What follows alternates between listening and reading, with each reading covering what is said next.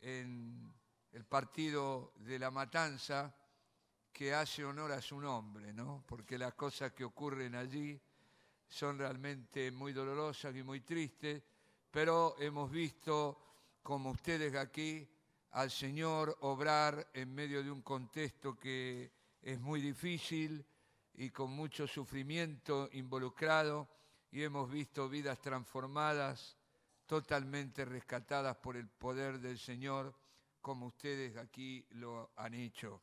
Así que estamos en casa, más allá de la distancia, del tiempo que nos separa. Pensando en esta ocasión, y como íbamos a estar en una casa, yo sentí una carga de compartir con ustedes temas relacionados con la familia. Y claro, al ser esa propuesta de ir a un lugar, en mi mente yo lo había organizado como un retiro, como una especie de talleres donde pudiéramos incluso opinar cada uno de nosotros sobre la realidad que nos toca vivir. Pero bueno, se ha dado de este modo, así que yo en esta mañana voy a hacer un salpicón. Bueno, pensarán qué cosa es un salpicón. Yo me crié aquí en el barrio Alberdi. Mi padre era semi-analfabeto y siempre fue obrero de la mínima categoría. Vivimos bien, tuvimos sustento y abrigo, pero éramos pobres. Así que mi madre hacía milagros para llegar a fin de mes. Y una de las cosas que hacía, porque comprábamos al comienzo, cuando mi papá cobraba su sueldo, hacíamos las compras y me acuerdo que había carritos de fruta, los carritos que comprábamos ahí, la oferta, y era toda la fruta del mes, ¿no? Así que se consumía rápidamente, pero mi madre nunca tiraba nada de lo que sobraba, guardaba todo lo que sobraba de las comidas, y cuando se acababa el dinero y ya no podíamos comprar, era el día del salpicón. Así que mi madre tomaba los restos, los mezclaba, le ponía un poco de aceite y vinagre, y claro, era raro, parecía una comida francesa, ¿no? Que agridulce, porque había mezcla de todas, era sustanciosa, pero no parecía tener, para darle el premio de MasterChef a mi madre, yo voy a hacer lo mismo, porque tengo mucha carga, voy a hacer un popurrí de una mezcla de pensamientos. Creo que todos que estamos impactados por lo que está ocurriendo en nuestra nación con el tema de la legalización del aborto, que debería más llamarse la legalización del genocidio de los niños por nacer, pero esta es la punta de un témpano que tiene muchas cosas más debajo. Así que yo en esta mañana quiero describir un poco algunas realidades que estamos viviendo en el sentido del ataque de Satanás contra la familia cristiana, que es su objetivo, y voy a mezclar algunos temas que están ahora en el tapete y sobre los cuales tenemos que meditar. El Señor Jesús nos había advertido de los días que nos tocan vivir. Él había dicho así en Marcos, por ejemplo, 13:17, lo dice también en el Evangelio de Lucas, está hablando de la destrucción de Jerusalén, pero también del fin de los tiempos. En el sermón profético de Jesús no es fácil separar las referencias que él hace a la destrucción de Jerusalén, que ocurrió en el año 70 después de Cristo, y a los últimos días. Y yo lo he solucionado en mi espíritu. Creo que lo que Jesús dice se aplica a ambas realidades, la destrucción de Jerusalén y los días que vivimos. Y él dice de estos días, mas hay de las que estén encintas y de las que críen en aquellos días.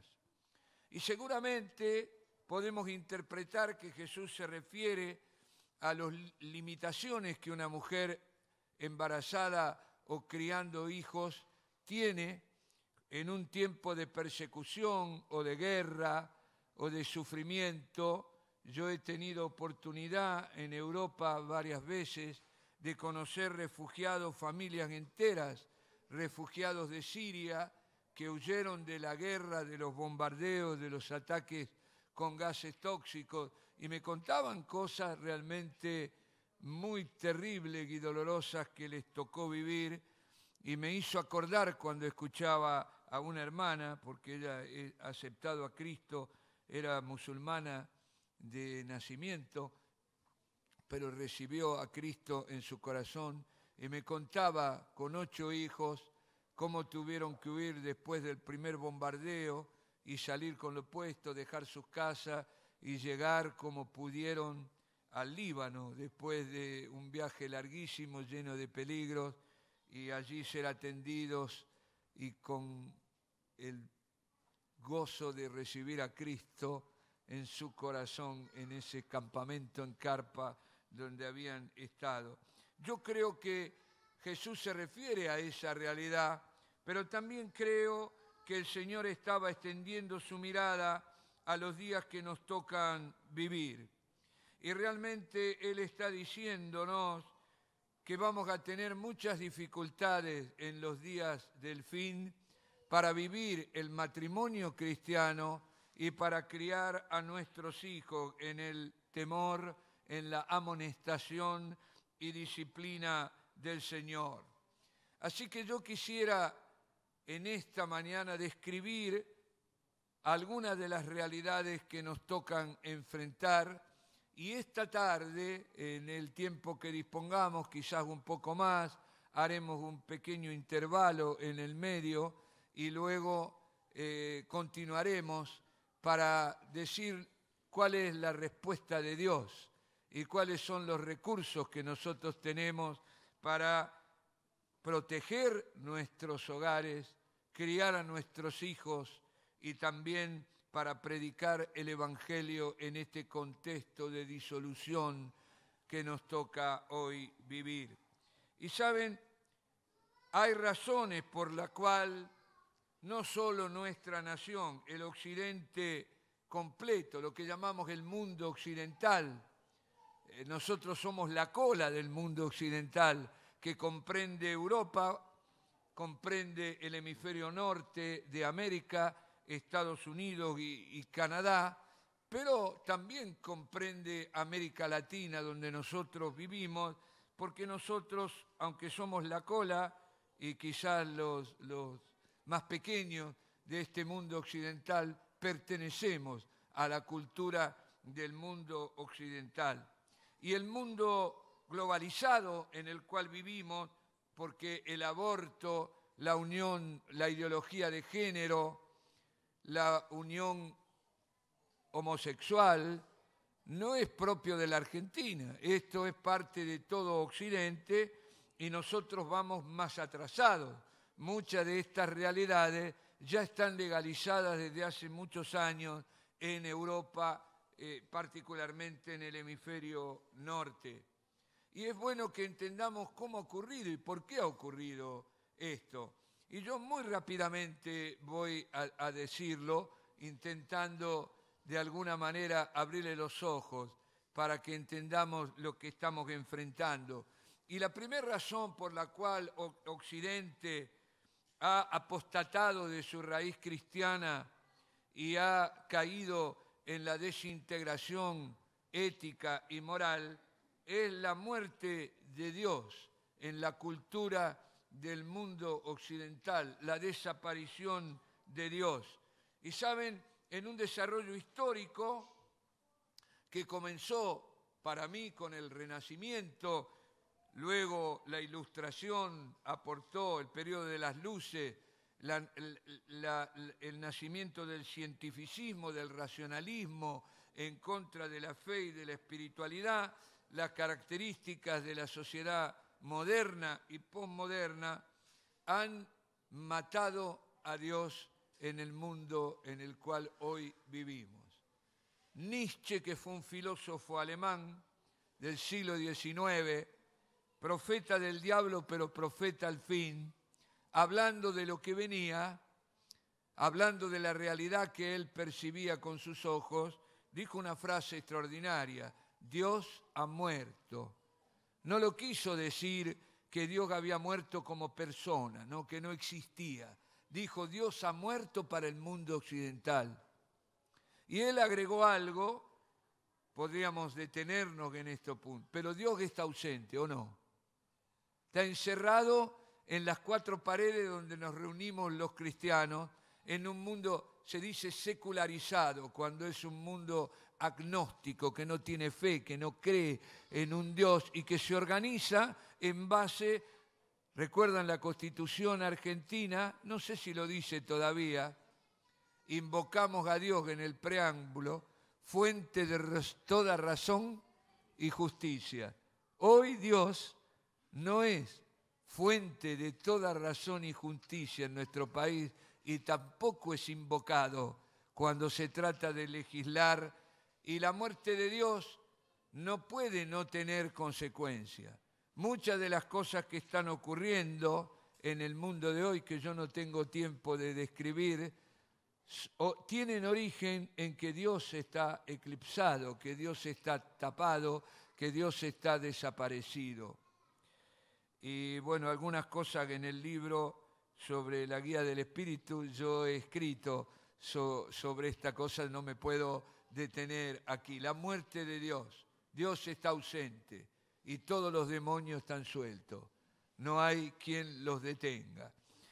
La otra razón por la cual hemos llegado al punto en el que estamos es la desintegración moral, la disolución moral del occidente cristiano. Y saben, esto es consecuencia de la muerte de Dios. Y deberíamos hacernos la pregunta, porque es la tragedia de los valores. ¿Se puede mantener una moral y una conducta correcta prescindiendo de Dios? ¿Es sostenible fundamentar la ética al margen de un Dios salvador? ¿Recuerdan el árbol que estaba en medio era el árbol de la ciencia del bien y del mal? Y Dios había prohibido al hombre comer del árbol de la ciencia del bien y del mal, porque una característica y prerrogativa de Dios es el único que puede decir lo que es bueno y lo que es malo es Dios. Y Dios no delegó a su criatura, al hombre, por eso le prohibió, y es la tentación del diablo. Dios es Dios porque tiene poder, porque es el creador, todo eso son atributos de Dios, pero quizás es Dios porque es el único que puede decidir lo que es bueno y lo que es malo. Y por eso lo escribió con su dedo en las tablas de piedra de la ley. Miren, toda la Biblia es inspirada por Dios, ¿sí? ¿Tú crees eso? Toda la Biblia es inspirada por Dios. Y la escribieron hombres que recibieron revelación por el Espíritu, pero lo que no entregó Dios y no se lo inspiró ni siquiera a Moisés son los 10 mandamientos. Lo escribió con su dedo. ¿Por qué? Porque eso es lo que es bueno y lo que es malo. Occidente ha vomitado de su interior la ética de los 10 mandamientos y la ha reemplazado por una ética egoísta basada en la satisfacción de los instintos personales, ¿o no es así? Es lo que ocurre hoy. Dostoyevsky, un escritor ruso cristiano, escribió un librito que se llama Los Hermanos Karamazov, donde toca temas relacionados con Dios, la moral, y él pone en boca de un personaje una frase que es extraordinaria, un acerto es: si Dios no existe, todo está permitido. Y si lo tuviéramos que decir en términos bíblicos, el hombre puede hoy, con un Dios inexistente, con nadie que esté sobre nosotros para decirnos lo que está bien y lo está mal, el mundo contemporáneo llama a lo malo bueno y a lo bueno malo. para que todos lo entendamos mejor. Y saben, la ética contemporánea no hay una, cada hombre en el fondo tiene su ética porque no hay un ser superior que me diga lo que es bueno y lo que es malo. Es una ética centrada en el amor propio, en la satisfacción de los instintos a cualquier costo. La ética de los 10 mandamientos es una ética de amor, de amor. Los 4 primeros mandamientos: amarás al Señor tu Dios de todo tu corazón, de toda tu alma, de toda tu mente. Y los 6 restantes es el amor al prójimo.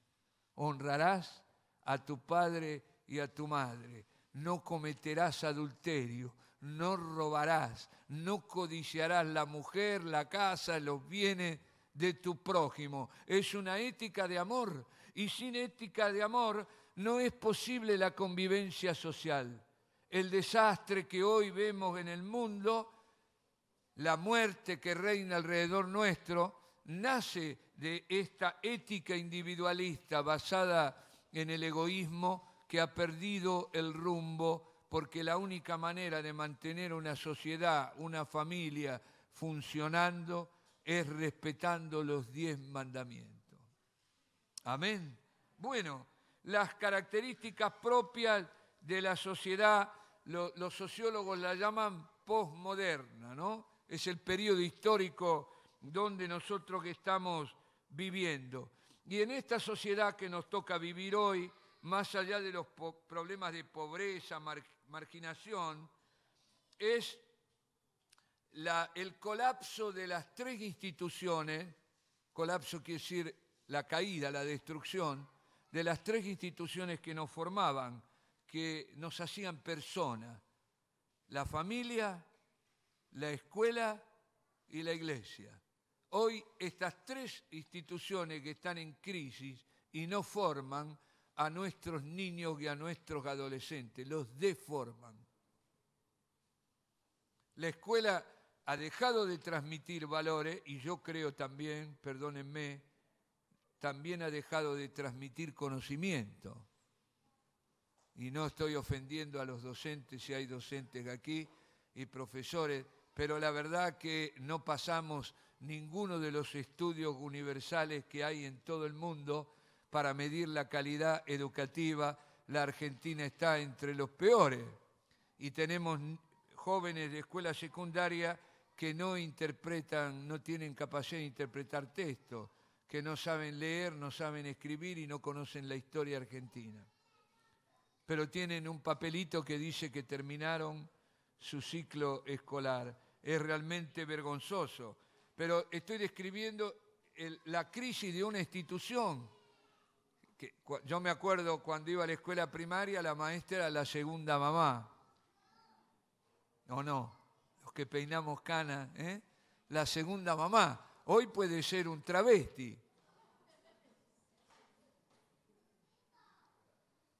Sí. Hoy puede ser, como diría Discépole, si viviera, o lo dejó escrito en su tango Cambalache, los inmorales nos han igualado. Y la Biblia en la vidriera de una venta de revoltijos y de cosas usadas está al lado una Biblia vieja al lado de un calefón, ¿no? Profético, realmente describiendo nuestra realidad. Así que, mirando la sociedad occidental, digo, ella fue postcristiana, en esto hablar de la sociedad postmoderna, fue postcristiana y ahora es una sociedad anticristiana. Y yo digo, tenemos, porque tengo una carga profética en lo que estoy compartiendo con ustedes, tenemos que prepararnos para la persecución. La persecución en el mundo occidental ya ha comenzado y quizás no es de la misma categoría que la persecución en los países musulmanes donde asesinan a los cristianos, como Nigeria, como Irak, con la misma Siria, donde en las regiones tomadas por ISIS ha habido tremendas matanzas en Nigeria contra los cristianos. Pero en el mundo occidental la persecución ya ha comenzado y seremos perseguidos cuando intentemos vivir el orden de Dios para la familia de acuerdo a los preceptos bíblicos y cuando denunciemos como perversión a las desviaciones sexuales como el homosexualismo y otras más.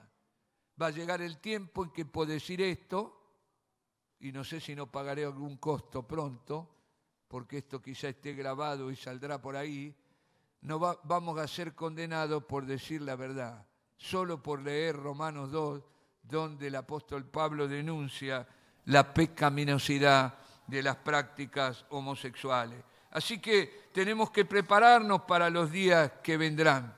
Otra realidad que está determinando la organización social es la aparición de las ideologías.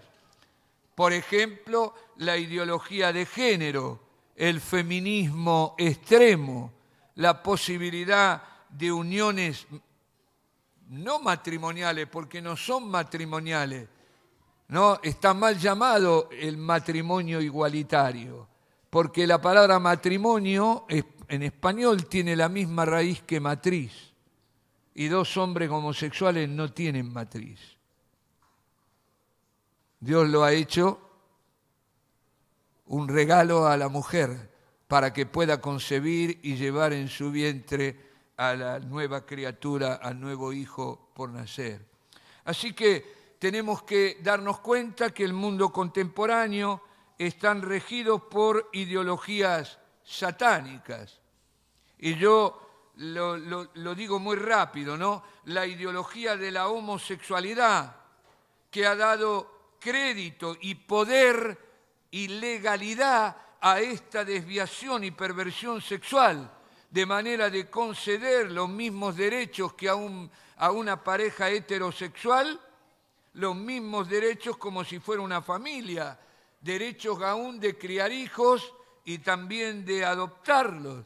Hijos que no tendrán madre o no tendrán padre, y que serán criados en un ambiente totalmente distorsionado que no les permitirá crecer normalmente y que van a llegar a la madurez o a la adolescencia con graves problemas psicológicos y espirituales porque el orden de Dios ha sido alterado y el orden de Dios no puede ser sustituido, no puede ser reemplazado. Y aquí tenemos que darnos cuenta, por ejemplo, la ideología feminista, ¿no? Que ha transformado a la mujer, mal la ha transformado, le ha transferido los defectos y las deformaciones masculinas. No le ha transferido las virtudes masculinas, solo los defectos. Y esto ha provocado la liberación sexual, las ha transformado en triunfalistas del aborto. La liberación de la mujer hoy no es realizarse como madre, sino abortar a los hijos. Una mujer se realiza abortando a los hijos, la mujer contemporánea. Bueno, yo podría detenerme, pero es un salpicón, ¿no? Es un salpicón. Pero he visto en Facebook circular un video donde un grupo de mujeres con los pañuelos verdes y también semidesnudas y tatuadas con los pechos al aire querían profanar el altar de una iglesia católica. Habían escrito con aerosol en las paredes: si María hubiera abortado, estaríamos libres de todo este espíritu machista y esta opresión que las mujeres experimentamos. Y había un grupo de hombres jóvenes que habían hecho como un escudo en la puerta de esta iglesia para tratar de impedir que estas mujeres profanaran el altar, más allá de que nosotros le demos o no un significado sacro, pero sí se lo dan muchas personas. Y saben, fue lastimoso para mí ver a estos hombres que estaban como la defensa en un tiro libre, ahora que hemos visto el Mundial, protegiéndose los atributos masculinos por la peligrosidad, y ver a estas mujeres pegarles, tirarles con un aerosol en los ojos, pintarle frases con el aerosol en la frente y en las paredes, y era realmente la imagen más terrible que uno puede tener de una mujer.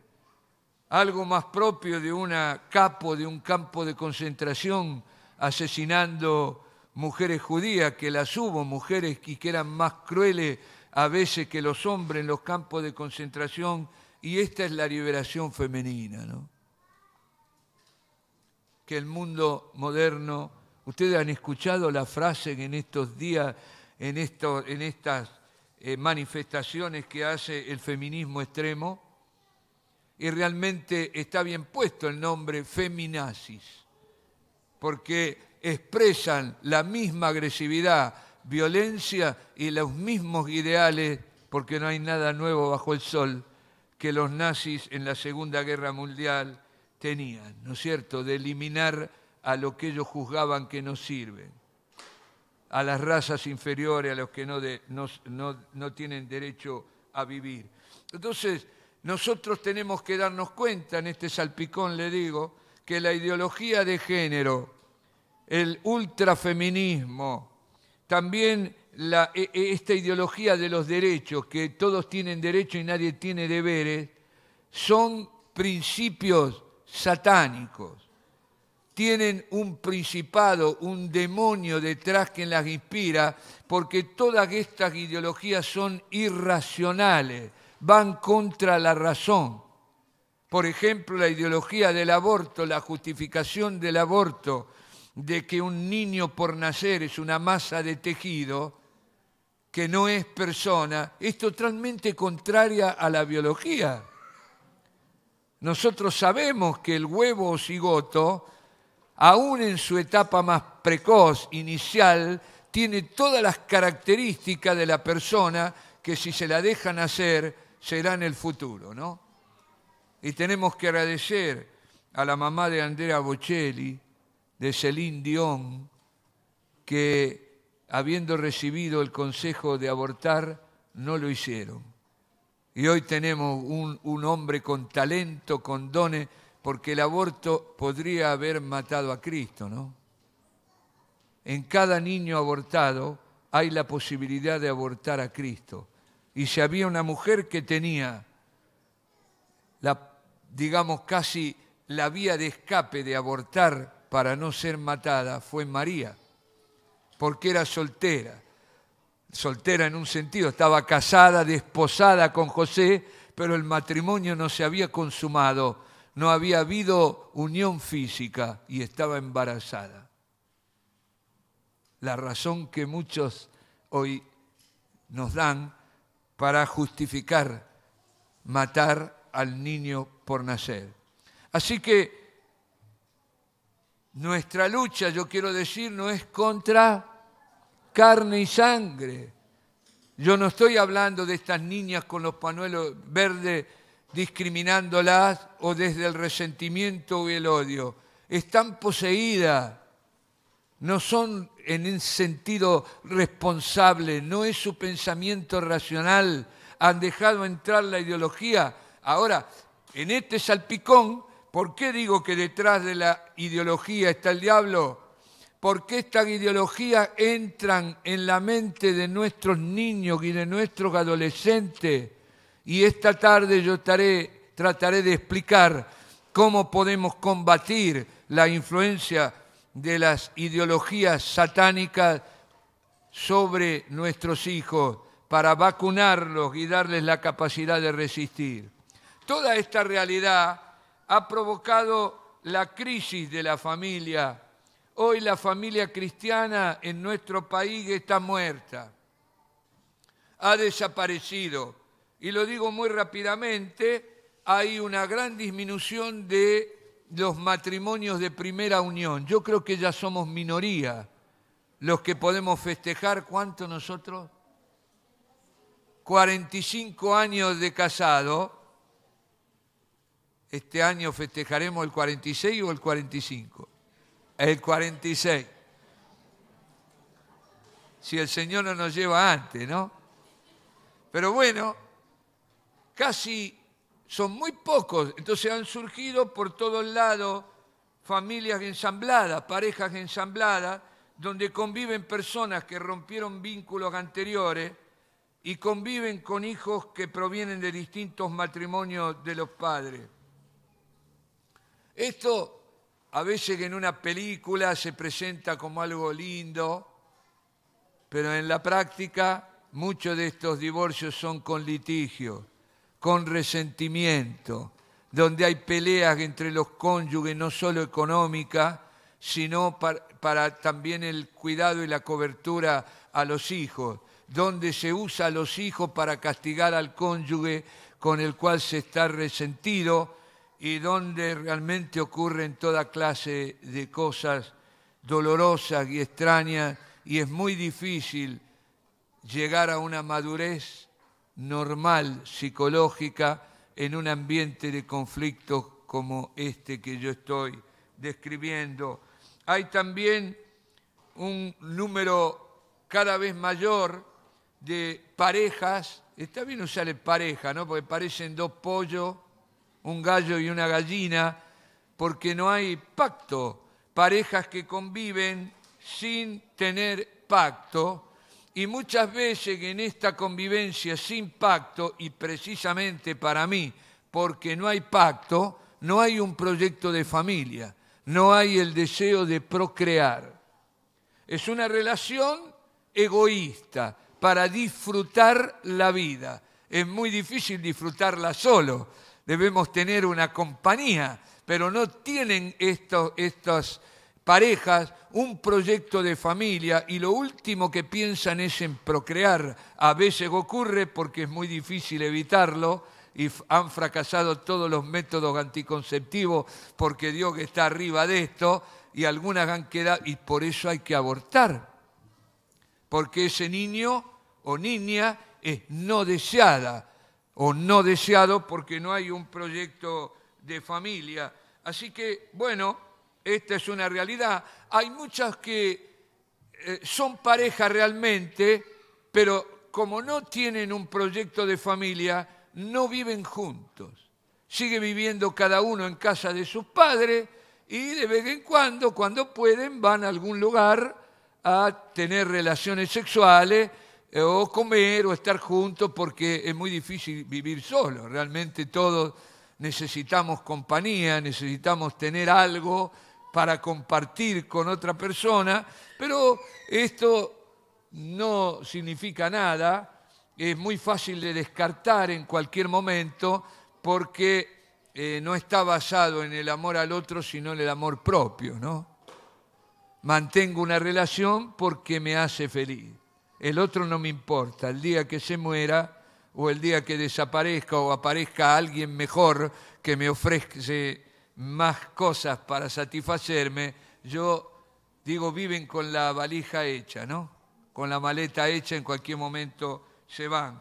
Bueno, el incremento sobre todo en los sectores más pobres de la sociedad, donde está más desdibujada la familia, hay muchas mujeres con 5 o 6 hijos, y es mentira lo que dicen los abortistas, de que es la mujer pobre la que aborta. La mujer pobre no es la que aborta, es la clase media, los que quieren vivir egoísticamente su vida y no están dispuestos al sacrificio que significa crear un niño.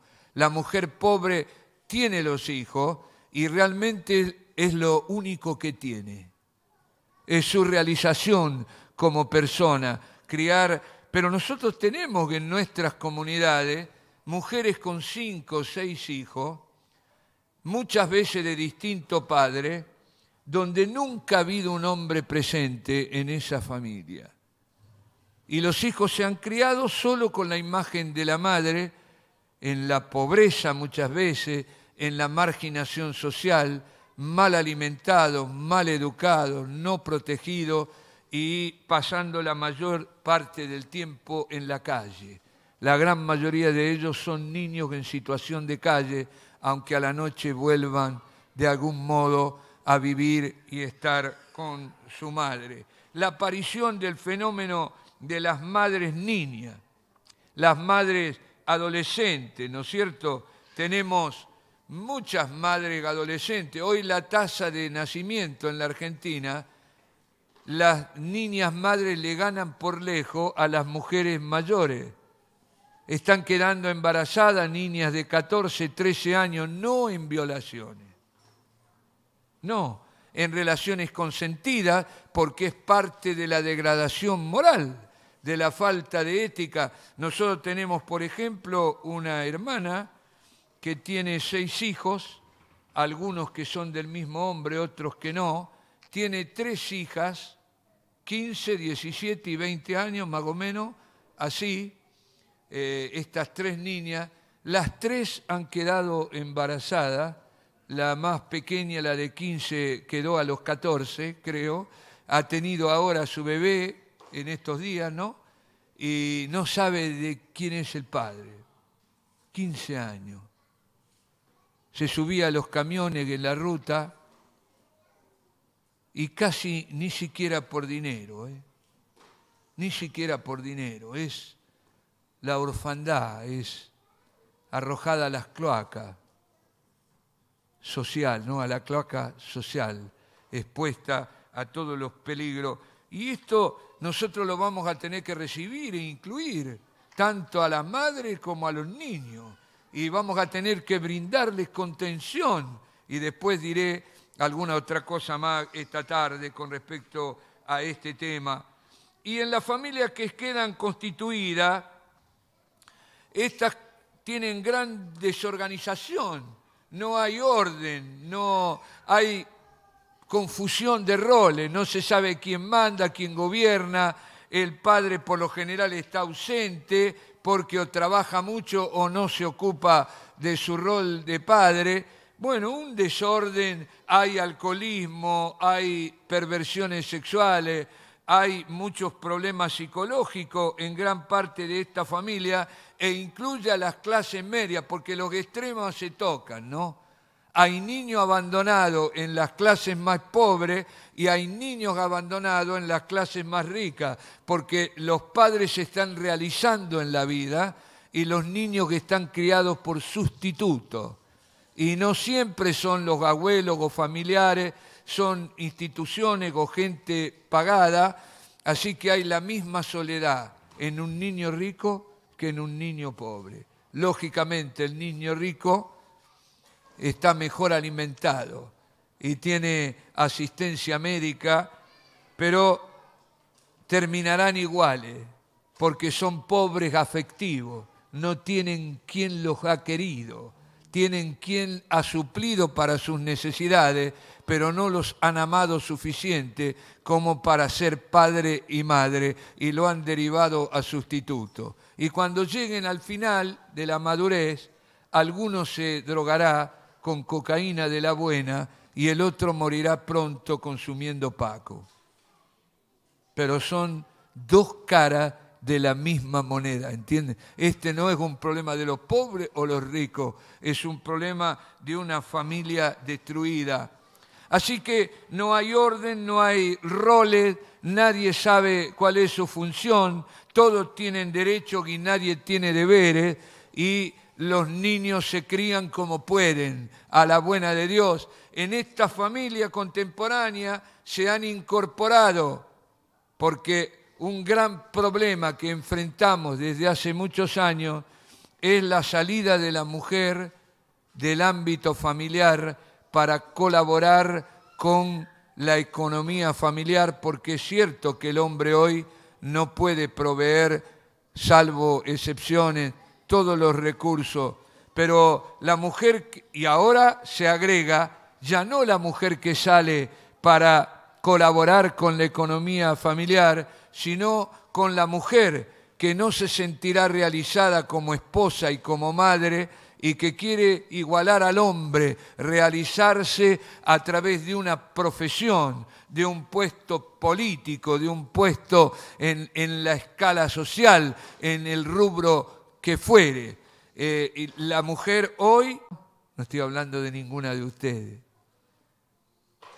pero ha renegado de su condición de madre, en un sentido, y es más importante ser médico, abogado, socióloga, política, realizarse en el plano social y alcanzar un estatus en el plano social.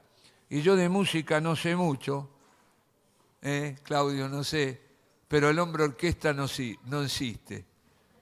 No se puede tocar la flauta, el piano y la trompeta al mismo tiempo, ¿no?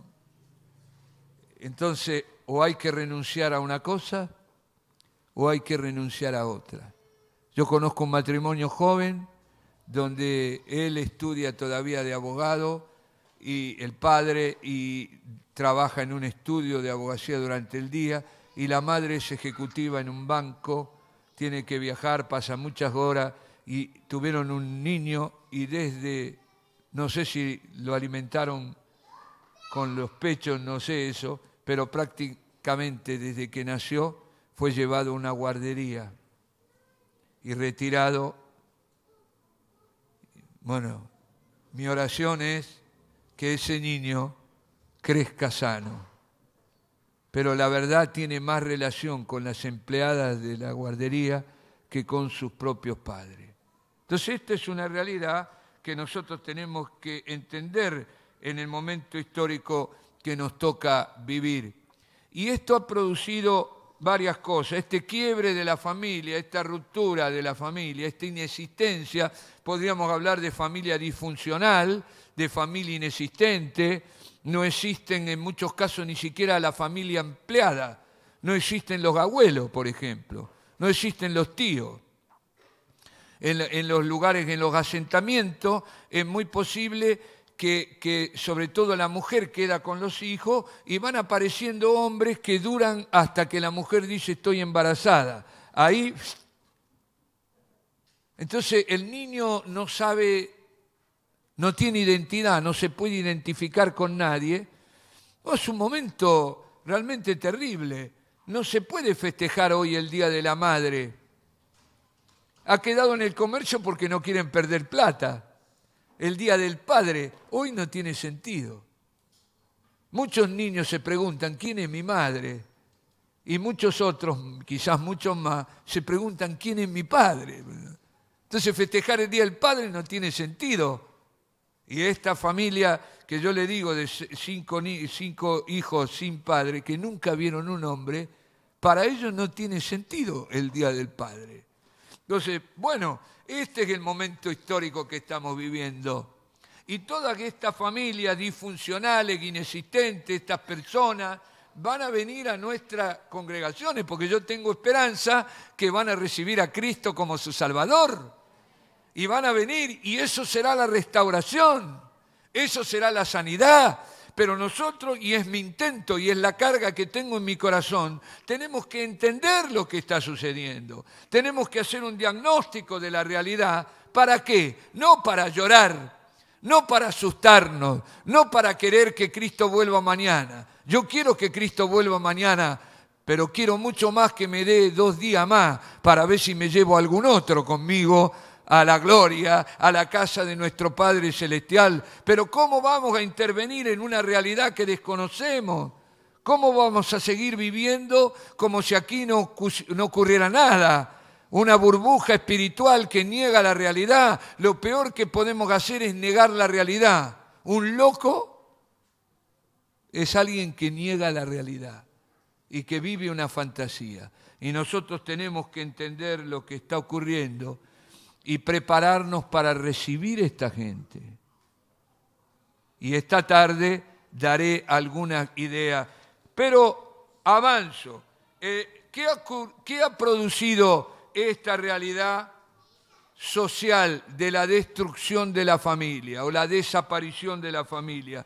Ha producido un adolescente enfermo. Y muchos dicen, después lo voy a explicar mejor, que la crisis sustancial más importante de nuestro tiempo es la desaparición del padre y de la destrucción de la familia, sobre todo en los adolescentes varones. Los adolescentes de hoy no responden ni siquiera al modelo donde yo me crié. Y cuando yo viví mi adolescencia, cuando comenzó nuestro movimiento en la década del 70, nosotros encontrábamos, predicábamos, hacíamos discípulos en nuestro entorno, en nuestros parientes, nuestros vecinos, nuestros compañeros de trabajo o de la escuela, y en aquellos tiempos todavía había hombres y mujeres que tenían conciencia moral, eran pecadores, pero podían distinguir el pecado de la santidad. Conciencia moral. Tenían concepto de familia, tenían cultura del trabajo y por eso formulaban un proyecto de vida. Mi padre, analfabeto, tenía un proyecto de vida y su proyecto de vida era que sus hijos pudiéramos dejar de ser burros de carga y tratar de tener una vida menos dura que la que él tuvo. Tenía un proyecto de vida porque era padre y porque tenía concepto de familia y mi madre le acompañaba. Pero hoy van a venir personas amorales, sin conciencia moral, porque peor que pecar es no tener conciencia de pecado. Es llamar a lo malo bueno y a lo bueno malo. Personas hedonistas que buscan el placer como el fin de la vida. Personas que, como ya describimos, no tienen un concepto de familia, no tienen un proyecto de familia, no han vivido en familia y por eso mismo no saben ni cómo formar una familia, no tienen cultura del trabajo. Hoy tenemos casi más personas que viven de los planes que personas que trabajan. Y fue necesario para combatir la pobreza y el hambre. Pero eternizar eso es la muerte de una sociedad, porque sin cultura del trabajo no hay progreso. Y esto no es capitalismo, no, es la verdad. Lo dijo el Señor, con el sudor de tu frente te ganarás el pan. Está hablando de una cultura del trabajo, porque una suda ¿cuándo? Cuando trabaja suda, cuando no hace nada está fresquito, ¿no? Bueno, así que este adolescente enfermo quiere solo el sí y refuta todo límite. La frase que se hizo popular en la Argentina después de la caída de la dictadura militar, prohibido prohibir, ha matado más gente que los militares. Porque el límite salva, ¿o no? La ley salva, evita el peligro, te protege. El que hace lo que quiere termina muerto. Por eso esta generación se despide de la vida sin haberla vivido. Así que este adolescente enfermo es un sujeto que no puede preguntarse por la muerte, pero que la busca frenéticamente a través de las adicciones, de la delincuencia, de la violencia asociada a las barras bravas y a las pandillas y con enfermedades de transmisión sexual. Ya hemos dicho rechazo al sí, rechazo al no y aceptación solo del sí, hacer lo que quiero, fruto sin raíces, desconectado y marginado, sin esperanza. Y lo termino de este modo, consumista, consumido por lo que consume. El colmo de la sociedad consumista es el joven que es consumido por el paco y no llega a los 20 años de edad. Como han visto los zombies caminando por la calle con el cerebro quemado por este veneno que también tiene un objetivo, ¿no? El control de la población. Los que no matamos por el aborto y lograron vivir, los matamos con el paco. Con el paco. Porque los poderosos consumen de la buena. Y mata igual, pero más lento. Más lento. Bueno, este es el mundo en el que estamos. No, y hay otra cosa que señalo en este salpicón, es la aparición del niño en situación de calle. En realidad en la Argentina no hay estadística de nada, no tenemos ni idea de cuántos niños se puede distinguir en niños en la calle, Este es el grupo más numeroso, son los que trabajan en la calle para ayudar a los grupos familiares. El hogar, de alguna manera, todavía lo consideran un sitio de pertenencia, aunque no tengan las necesidades básicas satisfechas. Y, de alguna manera, vuelven a casa en algún momento trayendo la moneda que han pedido o que han realizado trabajito. El niño de la calle, este es un grupo menos numeroso, están constituidos por los que consideran la calle como su hogar y en vez de tener padre o madre son sus pares, su grupo de pertenencia. Y finalmente el niño que vive en total abandono, que no tiene ningún tipo de relación, son miles. Son miles.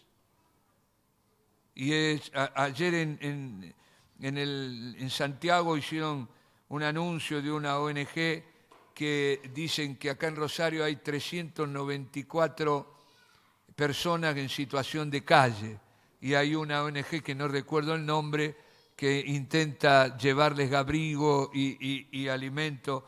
Yo le digo, son muchos más de 394 y hay muchos niños, sobre todo en Buenos Aires, uno puede verlos en las estaciones de ferrocarril. Bueno, esto es resultado de una familia inexistente, de una familia quebrada, y estos niños van a ser el ejército del diablo. Sin destino, llamados a morir pronto. Yo tuve una experiencia que me marcó muchos años atrás. Comenzamos, algunos hermanos, yo solo colaboré, un trabajo para rescatar niños en situación de calle. Y fuimos a la estación Retiro, hicimos contactos con ellos, les llevábamos alimento y bebida caliente, leche caliente. Y recuerdo un día que no voy a olvidar, habíamos citado a los niños en las Torres de los Ingleses, los que conocen un poco Buenos Aires saben que está en una plaza enfrente de la estación Retiro, del ferrocarril Mitre, allí hay un reloj que imita el Big Ben y el de Londres, la Torre de los Ingleses, y habíamos llevado sándwich y leche caliente, era el mes de julio. Hacía un frío impresionante, la estación Retiro está cerca del Río de la Plata, así que aunque hay edificios, allí circula el viento, ese día era un frío tremendo, yo tenía una campera de cuero con corderito adentro. A las 7 de la tarde llegaron los niños, ya era de noche, y veo un niño de 8 años, más o menos, por la altura, con la cabeza rapada, todo ulcerado, en manga corta, con una remerita, parecía una camiseta blanca, en manga corta, en pleno invierno, aspirando su bolsita de solvente para no experimentar el hambre, el frío y el temor. Y yo cuando lo tuve enfrente mío, iba a entregarle un sándwich, me conmoví. Mi hijo tenía más o menos, mi hijo varón, la misma edad que este niño. Y estaba en esa misma hora en mi casa, en un ambiente cálido, en el abrazo, figuradamente lo digo, la cobertura de su madre, y yo tenía enfrente mío este nacido para sufrir, nacido para perder, este descarte humano, esta basura social que estaba allí enfrente mío, y cometí un gran error. Movido a compasión me quité mi campera, intenté ponérsela a este niño, los otros compañeritos se abalanzaron sobre nosotros, le robaron a él la campera, lo molieron a palo, yo vi a este niño con el labio partido sangrar, huir en medio de la multitud y meterse dentro de la estación Retiro. Lo seguí, pero no lo pude alcanzar, son velocísimos. Todavía estoy corriendo, ahora estoy corriendo atrás de este niño, porque el Señor me habló y me dijo, soy yo, sigue corriendo detrás mío, alcánzame. Y es lo que estoy haciendo. Este drama de la ruptura, el diablo lo ha hecho bien. El aborto es la punta del témpano, abajo hay mucho más. Ha sembrado de niños sin padre esta sociedad, y una nación que no tiene madre, que no tiene padre, es una nación condenada a la muerte temprana y a todos los dramas, una nación que no tiene futuro. Por eso es muy importante que hagamos este diagnóstico, y es lo que yo intento hacer con ustedes en esta mañana, porque vamos a tener que recibir a esta gente, estos niños, y vamos a tener que brindarle contención. Por eso yo estoy hablando de paternidad sustituta. Varones que están aquí, tengas o no tengas hijos, estamos llamados a ser padres, porque hay mucho huérfano. Y esto me sirve para un puntito más en este salpicón, que es la muerte del padre, la eclipse del padre, la desaparición del padre en el mundo contemporáneo y en nuestra sociedad. ¿Saben la madre cómo concibe? Si no aborta, el niño nace en su vientre, se desarrolla, y la mujer, por su sensibilidad, Dios lo ha hecho así, la mujer reacciona y recibe a ese niño y trata de criarlo, de alimentarlo. Entonces, lo que queda de la familia hoy día es una madre que cría como puede a los hijos que ha concebido. El que ha desaparecido es el varón, es el hombre. Así que yo investigué este tema y les comparto algunas cosas. Hay un teólogo brasilero, Leonardo Boff, que a la vez es o debe ser sociólogo. Él dice lo siguiente: la compleja realidad social contemporánea, la salida de las mujeres a la vida pública y la dura crítica de esta sociedad a la familia patriarcal y al varón produjeron una crisis en la figura del padre. Y hoy estamos frente a una sociedad sin padre o con un padre ausente. Y agrega que la familia tradicional es lo mismo que yo he dicho, está quebrada, los divorcios acarrearon consecuencias dramáticas, y cita estadísticas oficiales de los Estados Unidos, porque en Argentina no hay ninguna estadística, no es falso solo el INDEC, fue falso muchos años el INDEC, sino que acá no sabemos realmente lo que pasa en ningún sentido. Pero Norteamérica, con todos los defectos que tiene estadísticas confiables, y la cita porque acá pasa lo mismo. Y este hombre dice que el 90% de los hijos que viven en situación de calle en Estados Unidos, que huyeron de su casa, pertenecen a familias sin padre. El 70% de la criminalidad juvenil proviene de familias en las que el padre estaba ausente. El 85% de los jóvenes encarcelados en Estados Unidos crecieron en familias sin padre, y el 63% de los suicidios juveniles están relacionados con una familia donde la figura paterna no existía.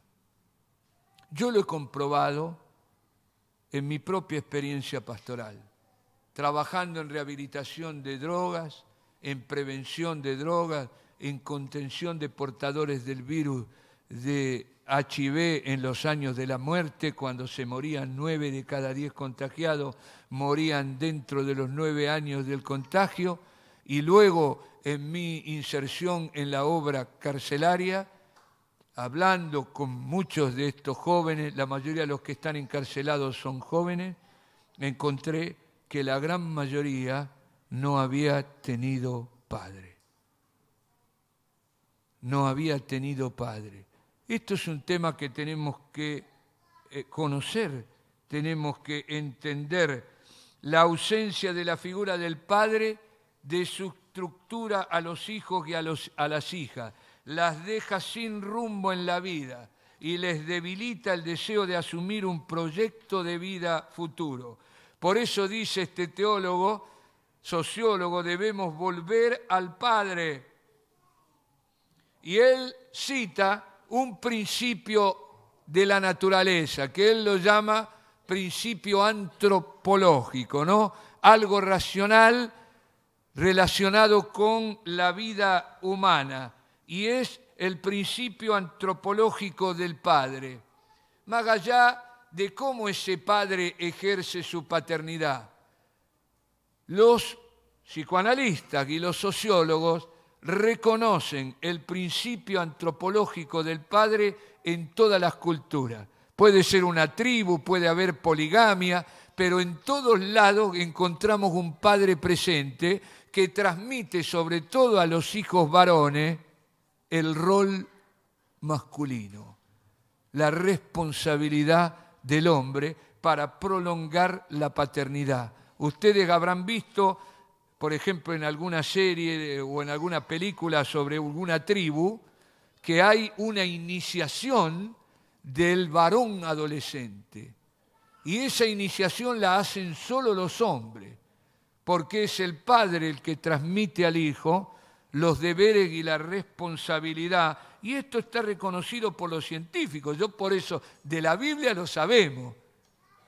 Por eso no lo menciono, no porque la Biblia no sea importante. Pero saben, cuando hablamos de estos temas, el mundo dice, no me venga con la escritura, esa cosa vieja, eso es religión. No, esto es verdad. Pero el mundo no cree que es verdad. Pero cuando lo dice un científico, les cuesta mucho más refutarme, ¿no? ¿Por qué? Porque la ciencia lo dice y ahí tienen que meter la ideología.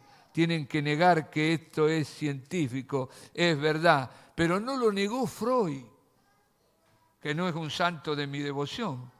Pero Freud habló de la importancia de la figura del padre en la socialización. No se sientan mal las hermanas, ¿eh? No estoy desconociéndolo, pero yo partí de un principio, que el gran ausente es el padre. La madre, mal o bien, sigue presente. Y miren, yo he ido mucho al Hospital Muñiz, el hospital más importante que hay en la ciudad de Buenos Aires para las enfermedades infectocontagiosas. Y fui allí en los momentos que se morían de HIV. Rara vez vi al lado del lecho de muerte de un joven o una joven con HIV, pocas veces, casi creo ninguna, vi un padre presente. Siempre vi una madre despidiendo y acompañando a ese hijo o a esa hija, más allá de que el hijo o la hija se hubiese equivocado, porque eso está en el corazón de la mujer. En la cárcel, en las reuniones dominicales que permitían las autoridades la presencia de los familiares, de los internos, solo vi mujeres. Rara vez vi algún padre presente que venía a ver a su hijo encarcelado. Por eso no estoy desconociéndolas, estoy admirando esa capacidad que Dios, pero el que está ausente, el que desapareció, es el padre, y esto es un drama, porque así como la madre no puede ser reemplazada en la formación de un hijo, tampoco puede ser reemplazado el padre. El padre es el responsable de la primera y necesaria ruptura que tiene que tener una criatura, romper la intimidad madre-hijo, no para alejar al hijo de la madre, sino para que el hijo sea introducido en la sociedad, para que se dé cuenta que aparte de la madre existe otro mundo, otras personas, y es el padre el encargado, es el agente que va a introducir al hijo en el entorno social. Y saben, en el entorno social existe orden, disciplina, autoridad, límite, y sufrimos ataques, ofensas, ¿o no? Sí. Yo creo que un bebé lo primero que hace es llorar, porque sale, seguramente habrá razones médicas, si hay un médico aquí, no se enoje, debe haber alguna razón, pero yo creo que el niño llora porque ha sido quitado del paraíso, que era el vientre de su madre, y llega a este mundo y empieza a escuchar los gritos, empieza a sentir el frío de la atmósfera, la presión de la atmósfera, del entorno, y llora porque se da cuenta que está indefenso, que está sufriendo y que está desprotegido. Y ahí es donde el padre entra en función, porque el carácter varonil, Dios lo ha hecho así, tiene fuerza. Los psicoanalistas usan una palabra que no me gusta a mí. Dicen, pero tiene mucho sentido, que el carácter masculino es agresivo. Agresivo. Porque Dios lo ha hecho así, no es agresivo en el mal sentido, yo no lo estoy usando así, pero es el que tiene la fuerza, el que tiene el instinto de defender, de proteger a sí mismo y proteger a los que ama, ¿no? ¿Sí? ¿Entienden? Ese es Dios lo ha hecho así, es el rol masculino, por eso el hombre es menos sentimental. Tiene más adrenalina en la sangre y cuando tiene que enfrentar una agresión no se guía por las emociones sino por la inteligencia, ¿no? Y trata de defenderse, trata de proveer, de evitar y usa la fuerza con menos. Yo quería que me pegara mi mamá. Aparte, bueno, los niños van a escuchar. Yo lloraba antes que me peguen. Y mi madre se conmovía. A mí mi viejo me daba con el cinto. No me mataba, pero me daba con el cinto. Y me hizo, pero hermano, quería salir disparando porque no tenías piedad, lo digo entre comillas, ¿no? No se dejaba conmover por mis lágrimas de cocodrilo y me daba la disciplina. Y eso es el carácter masculino. No es que es malo y violento, no, está expresando algo. Y a mí el cinto me hacía bien. Porque decía, ¿cómo pega este? Si me pega a mí, le puede pegar a otro, ¿no? Bueno, entonces la figura del padre hoy la tenemos que recuperarlo. Y un sociólogo, antropólogo y psicoanalista italiano, Luigi Soja, escribió un librito sobre, se llama El gesto de Héctor. Es todo un libro dedicado al rol paterno. Y él diagnostica la muerte del padre en la sociedad occidental, lo presenta como un drama. ¿Y por qué es el gesto de Héctor? ¿Recuerdan la historia de Troya? ¿Vieron la película Troya?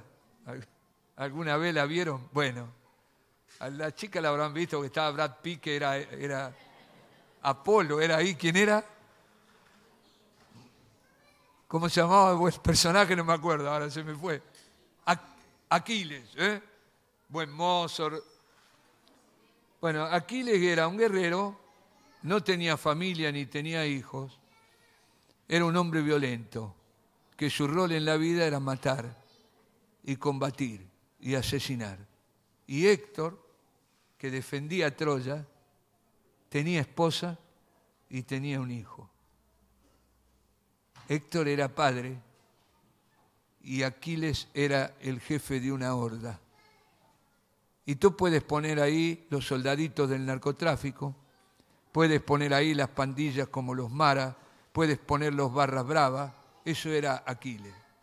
Pero Héctor era padre y tenía la misma agresividad, tenía armas para defenderse, pero ya no era para matar al enemigo, sino para proteger a la esposa y a los hijos. Y entonces, esto lo cuenta Homero en esta historia de Troya, y dice que ya cuando se dan cuenta los troyanos que van a perder, el único que les quedaba es Héctor para comandar los ejércitos. Héctor decide salir afuera a combatir, dejar la protección de la muralla de la ciudad, se pone la armadura, se despide de la esposa y va y toma al hijo. Y el hijo, cuando lo ve con la armadura y la espada, se asusta y comienza a llorar. Entonces Héctor se saca el casco, se saca la armadura, toma al hijo, lo acaricia, lo levanta y lo proyecta al futuro, diciéndole al hijo: tengo estas armas para que tú puedas vivir. Y yo voy a morir por ti. Por eso el libro tiene el título El gesto de Héctor. Y dice este autor italiano que ese gesto nos explica cuál es la función del hombre en la familia y que no puede ser sustituido. Romper el complejo de Edipo, es decir, el lazo entre el hijo y la madre que no se puede eternizar. Y el hombre es el creador de la cultura. La sociedad se forma cuando el hombre se convierte en padre, porque cuando se convierte en padre canaliza la agresividad para organizar la sociedad y proteger al esposo. Alguna vez los cazadores, que eran como los monos, eran el hombre mono. El mono copula, engendra, pero no reconoce a su hijo y mucho menos lo cría. Así son los chimpancés, así son los gorilas, y muchos jóvenes hoy de la sorda son como el gorila, son como el chimpancé, copulan, engendran, pero ni siquiera se detienen a pensar si ha nacido o ha engendrado un hijo. Por eso decimos que el padre ha desaparecido. Y Luigi Soja dice que cuando el hombre deja de ser padre, se convierte en horda. Y eso explica el asesinato, porque la agresividad masculina nunca se pierde. O se canaliza como Dios la ha creado para brindar protección, provisión, paz, consuelo al orden familiar, o se va a canalizar por la violencia sin sentido. Por eso en las pandillas pelean igual que los monos para ver quién es el mono alfa, ¿no? El macho alfa, el más potente, el más poderoso, y los demás se sujetan a este que manda y se dedican a delinquir. Se ve en la cárcel, ¿no?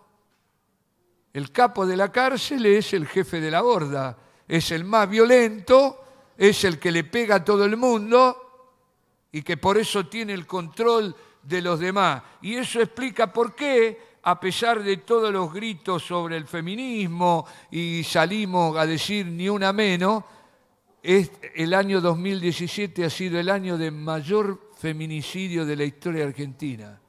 Cuando más que está el tema instalado, más mujeres mueren. Y la respuesta es esta que da Luigi Soja: el hombre ha dejado de ser padre y se ha convertido en una horda asesina. Tremendo, tremendo. Y ustedes que en este barrio han visto esta realidad, no con mis palabras, pero esto ocurre aquí, muy cerca. Esto ocurre donde nosotros tenemos nuestras comunidades, una violencia inusitada, una violencia sin sentido, la violencia que mató la semana pasada a esta niña de 5 años en esta bendita ciudad. Tiene explicación en estas cosas. Por esto este tema, aunque les resulte pesado esta mañana, es muy importante que nos detengamos a entender lo que está ocurriendo y a pedir la ayuda de Dios, que hay ayuda, ¿eh? Nadie se deprima. Decirle a tu hermano que está al lado: no te deprima, porque esto parece una película de terror. No, no, Cristo es la solución. Pero yo tengo que diagnosticar la enfermedad, porque uno comienza a ser sano, a sanarse de cualquier enfermedad, cuando admite que está enfermo. Entonces, una vez que yo reconozco la enfermedad, voy a buscar la solución. Por eso yo estoy tomándome este tiempo como si fuera un retiro. Ojalá hubiéramos podido charlar, pero bueno, no tengo otro modo y quizás no vuelva en un tiempo, pero este tema tiene que estar instalado y tenemos que meditar y tenemos que buscar juntos soluciones, porque no es fácil. Aún yo me pregunto, en nuestros hogares, ¿cuántas de estas cosas pasan? A veces el padre trabaja 48 horas. Puede estar el padre biológico y el matrimonio constituido, pero puede no estar presente, ni el padre ni la madre. ¿Y nuestros hijos quién los forma? Yo me haría la pregunta, ¿cuánta influencia tengo yo o he tenido sobre mis hijos? ¿Cuánta influencia tengo ahora sobre mis nietos?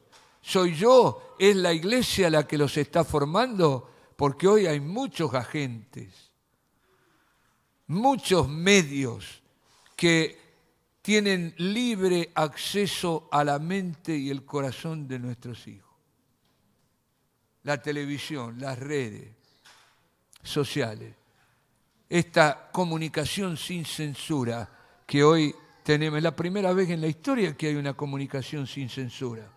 La posibilidad de comunicarse con cualquiera de cualquier modo y de tener acceso a información para la cual no tenemos la madurez de rumiar. Entonces es un momento realmente muy difícil, aún para nuestros propios hogares.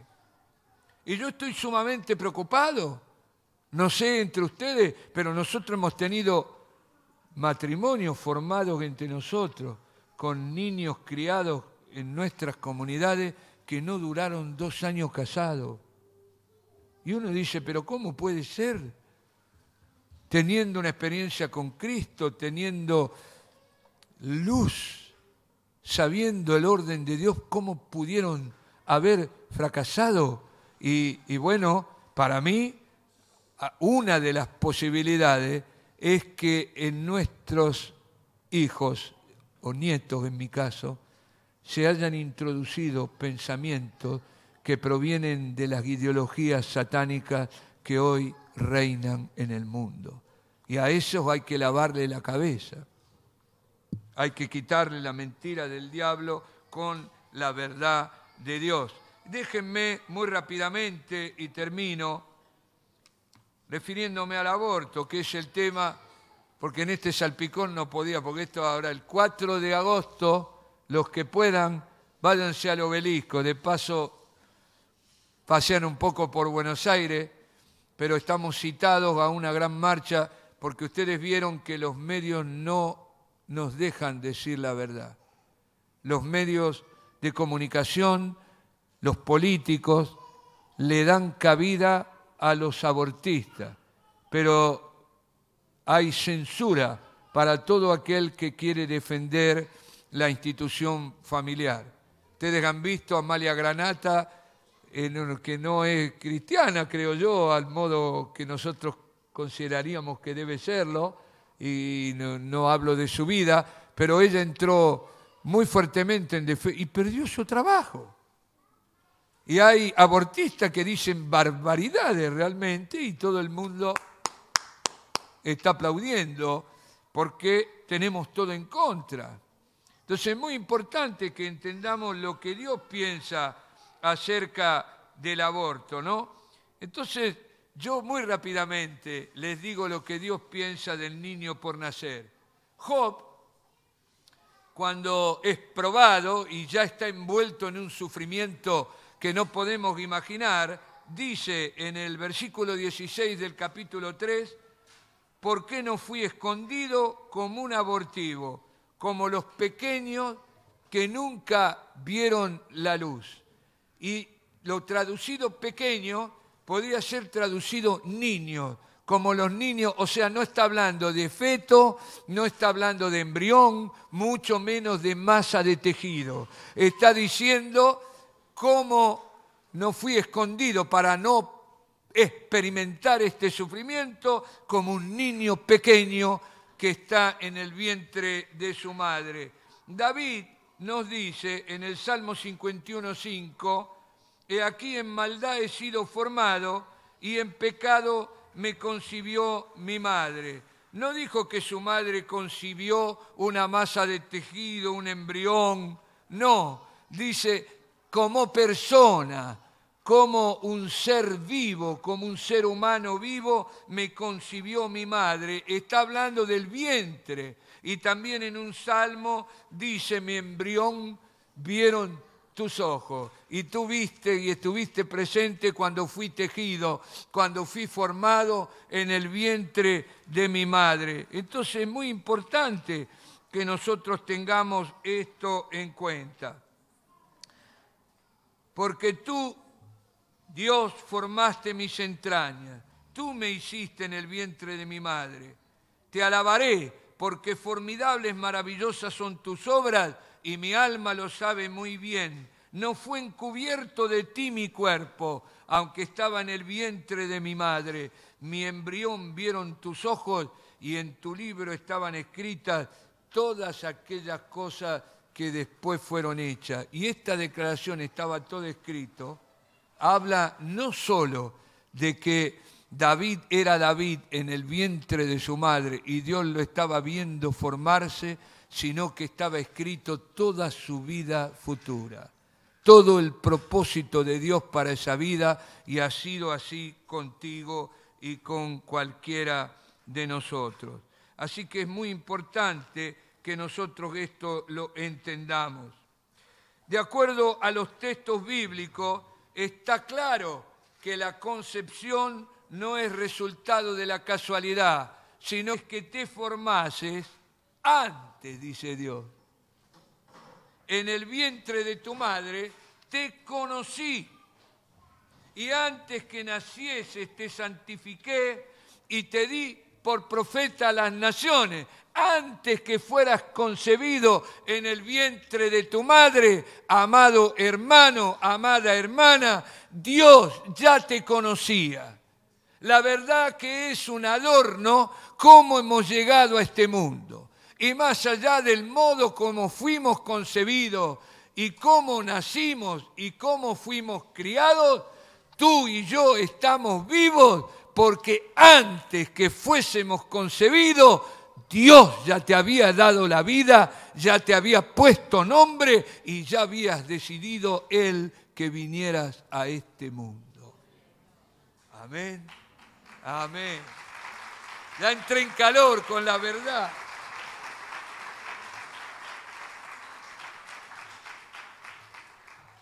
Esto es muy importante y a mí me sana. Pudieron haberme abandonado, pudieron haberme arrojado a las cloacas o a un contenedor de basura, pero si Dios me ha recogido, se está cumpliendo su propósito eterno para mi vida y yo no soy huérfano, tengo Padre, mi Padre celestial como lo tienes tú, y eso es lo que estos huérfanos que están en las calles que nos rodean deben llegar a reconocer un día a este Padre celestial que los eligió para que vivan y nadie podrá quitarte la eternidad con Dios que Él ha designado para ti. Estoy sano. Amén. Gloria a Dios.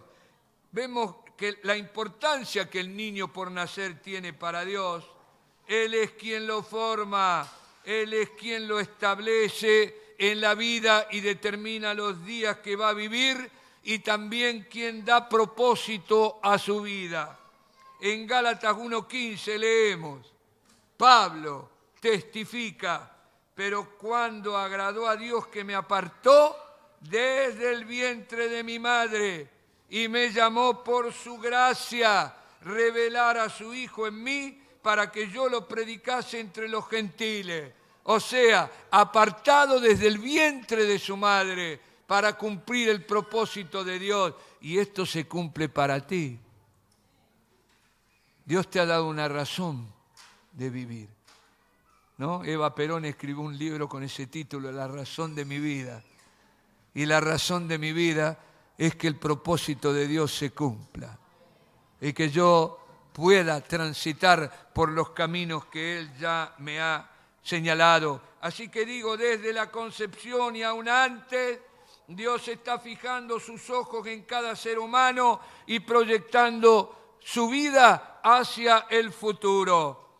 En Lucas 1:15, el ángel Gabriel, hablando de Juan el Bautista, dice que será lleno del Espíritu Santo desde el vientre de su madre, antes de nacer. Dice así, porque será grande delante de Dios. No beberá vino ni sidra y será lleno del Espíritu Santo aún desde el vientre de su madre. Jesús fue llamado Salvador antes que fuera concebido.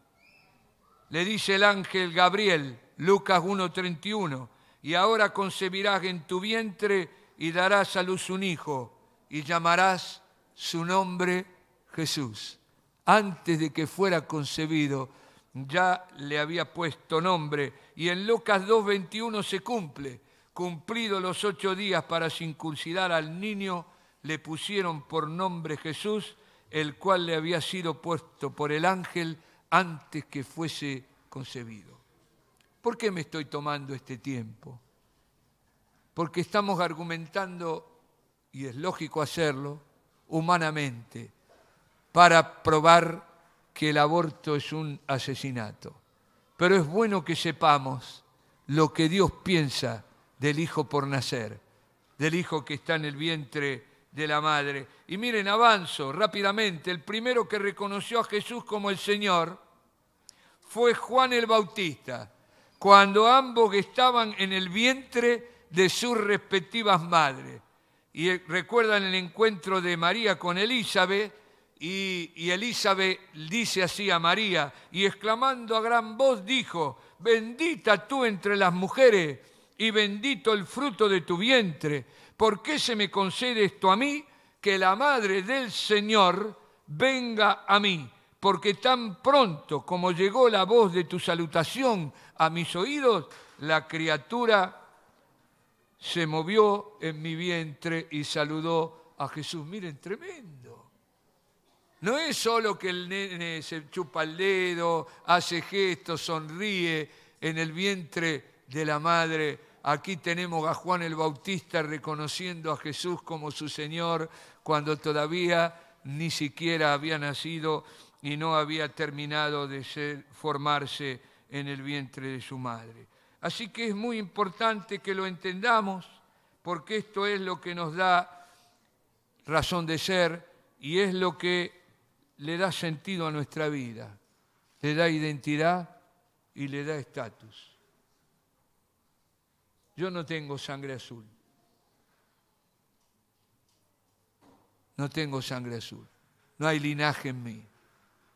Pero tengo una identidad muy superior, un estatus mayor, que no cambiaría por ser heredero del trono de España o de Inglaterra o de cualquier otra monarquía que existe en el mundo. Soy un hijo de Dios, linaje escogido, real sacerdocio, pueblo adquirido por Dios para que anunciemos las virtudes de aquel que nos sacó de las tinieblas a la luz.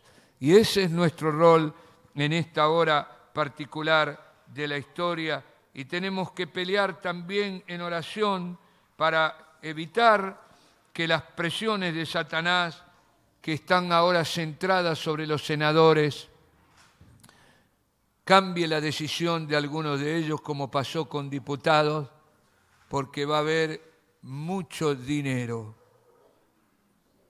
Nadie va a cambiar de opinión porque sí o porque está convencido. No, van a cambiar cuando le adornen el bolsillo. Y tenemos que orar para impedir y que el diablo logre su objetivo y también seguir predicando la verdad, porque saben, el aborto es un sacrificio de niños ofrecidos al diablo.